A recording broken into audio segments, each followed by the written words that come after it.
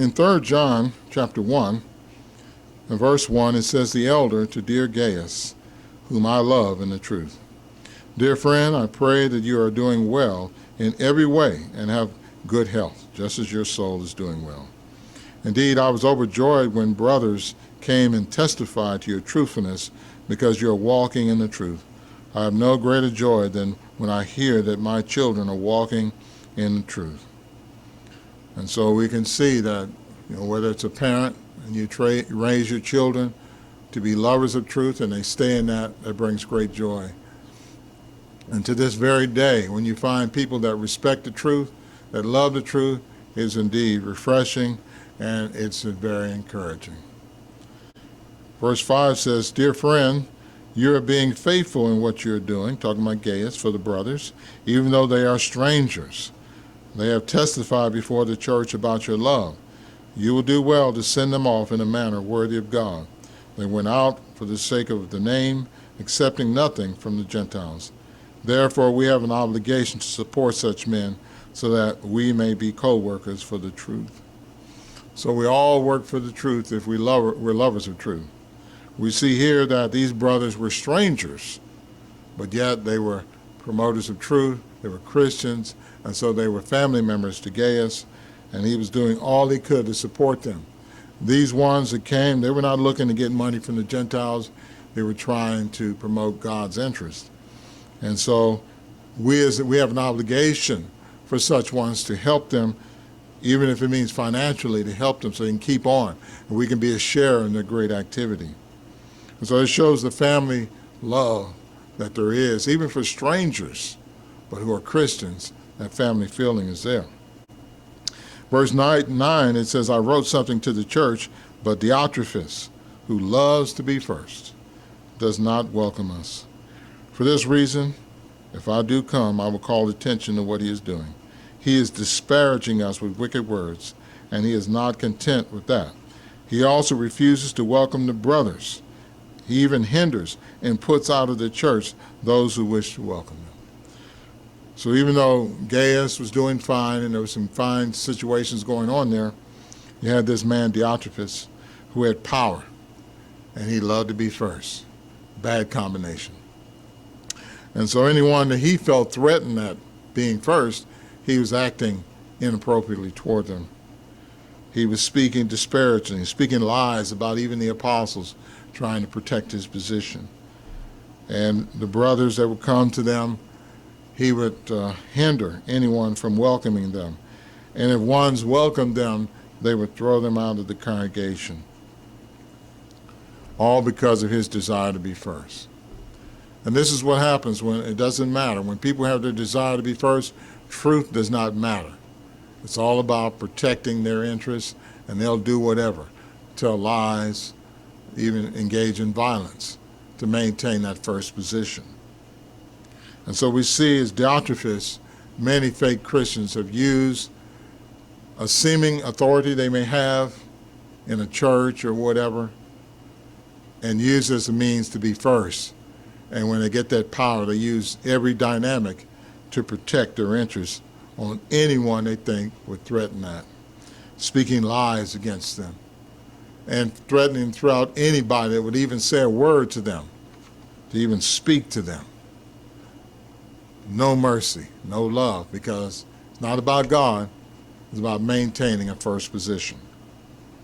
We see the Watchtower is just like that. As many other churches, the Catholic Church proved to be the same thing, even worse.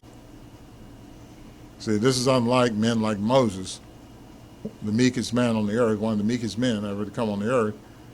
And yet he, when Joshua talked about others prophesying beside him, and he thought there would be an offense to that, Moses said, "No, I wish all would speak like that. I wish all would have God's Spirit like that." Moses was not like that. He was not selfish, seeking to be first. He wanted all to be like that. And Jesus showed that those who want to be first must be servant of others. But Diotrephes, he wasn't doing none of that. It was about him being first, and that's it. And the Watchtower is just like this, in that if anybody challenges what they say, it don't matter what the Bible says. You challenge and you're a threat to them, then you're an apostate. They disparage you by calling you an apostate, a heretic. They disfellowship you, dishonor you, and then threaten anyone in the congregation who dare talk to you or say anything to you or do something for you or anything. We're going to throw you out too. Yes, they're just like Diotrephes. They're speaking lies.